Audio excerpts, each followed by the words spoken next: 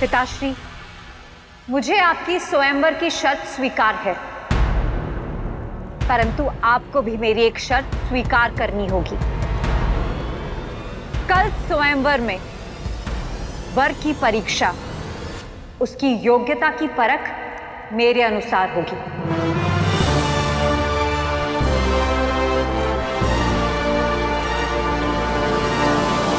स्वीकार है।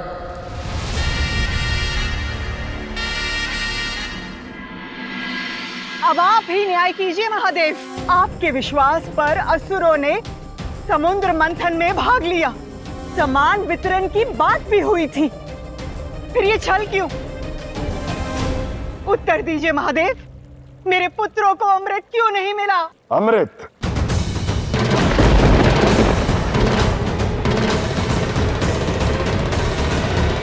अमृत की परिभाषा भी जानती हो दीदी। क्या है अमृत?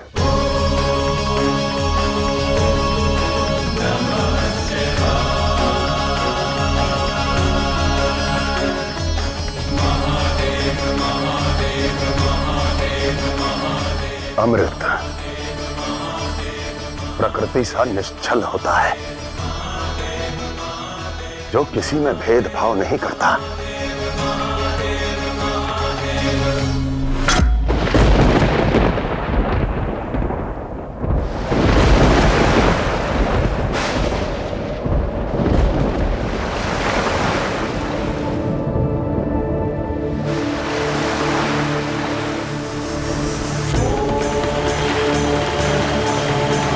आकाश में घुमड़ते मेघ भेदभाव करके नहीं बरसते। इनका जल है अमृत। वृक्ष अपनी छाया में आए को निष्पक्ष होकर छाया देते हैं, भले वो देव हो, मानव हो या दानव, उनकी छाया है अमृत। तो फिर नारायण जो प्रकृति को संतुलित करते हैं, उनके न्याय में प्रकृति जैसी निश्चलता क्यों नहीं? क्या ये छल नहीं? छल नहीं, तुम्हारे कर्मों का फल है ये। निश्चित हुआ था कि समुद्र मंथन से निकले रत्नों को पात्रता के अनुसार सब में बांटा जाएगा, और जो हुआ भी। परंतु जब अमृत निकला, किसने छल का प्रारंभ किया दीदी? किसने छीना? तुम्हारे पुत्रों ने। उस समय क्यों मौन थी तुम?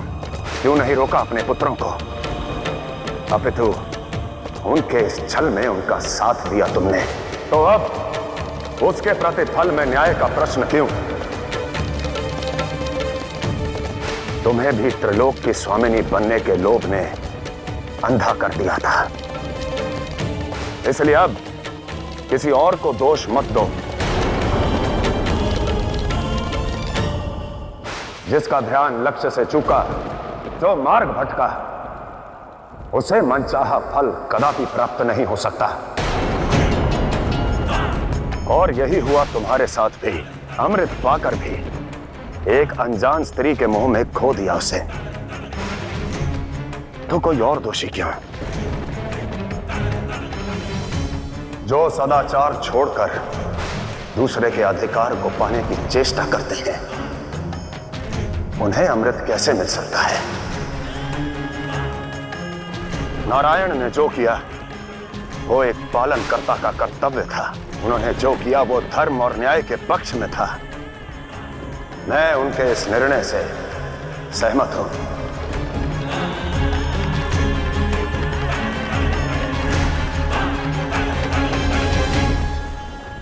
अब भी समय है दीदी।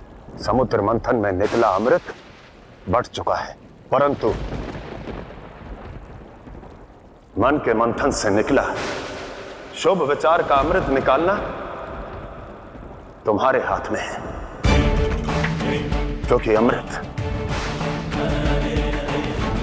प्रेम सा निश्चल और पवित्र होता है।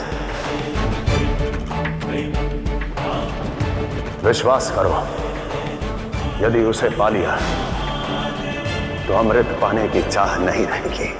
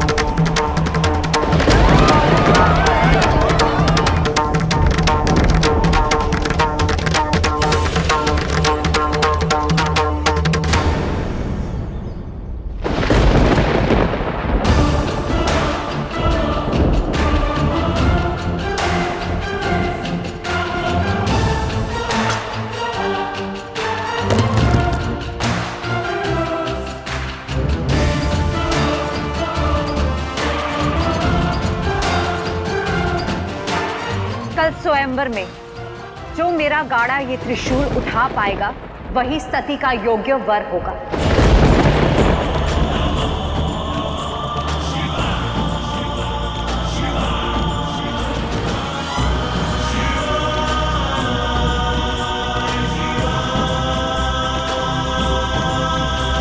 छिपकर विरोध नहीं होता सती।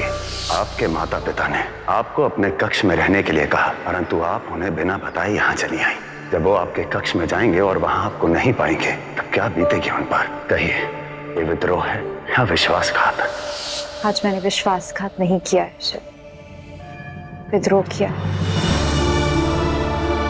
ये विद्रोह आपके लिए मेरा विश्वास है, मेरा समर्पण है। आपने वचन नहीं दिया, मांगूंगी भी नहीं, परंतु प्रेम निभाने अवश्य आ जाना। हर हर महादेव, हर हर महादेव, हर हर महादेव, हर हर महादेव, हर हर महादेव।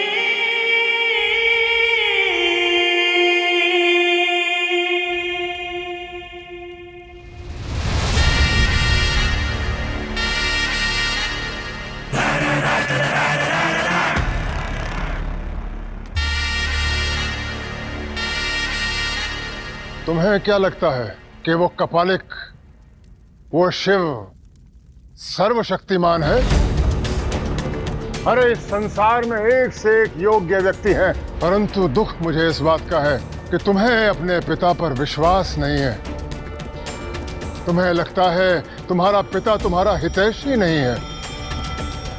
तुम एक अवसर तो देती, मैं सृष्टि से एक योग्य वर लाता तुम्हारे लिए, परंतु तुमने अपने पिता की भावनाओं का सम्मान नहीं किया।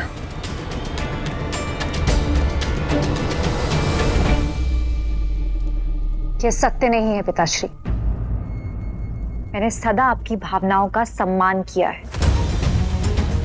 ये स्वयंवर का निर्णय आपका था और मैंने इसे स्वीकार किया,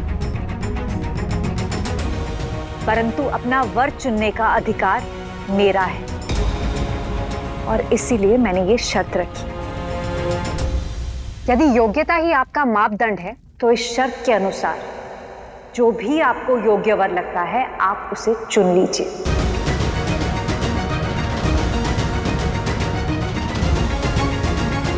तो ठीक है, जो भी कल इस त्रिशूल को उखाड़ेगा उससे तुम्हारा विवाह किया जाएगा। रुक जाइए पिताश्री,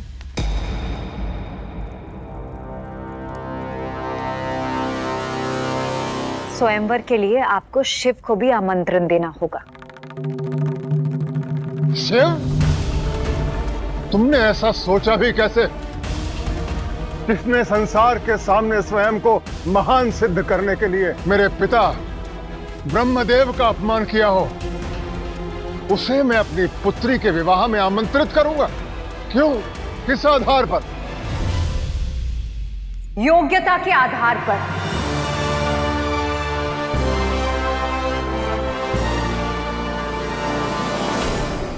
कल आपकी पुत्री का स्वयंवर है। क्या आप नहीं चाहते कि आपकी पुत्री का वर सर्वशक्तिशाली, सर्वशक्तिमान हो?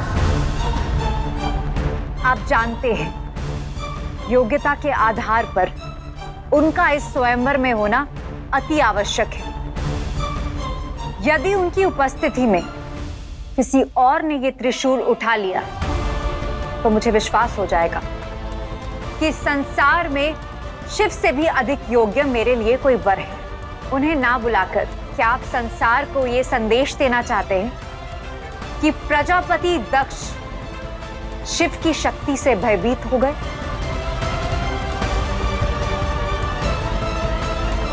सती सही कह रही है, हमें शिव को आमंत्रण देना चाहिए।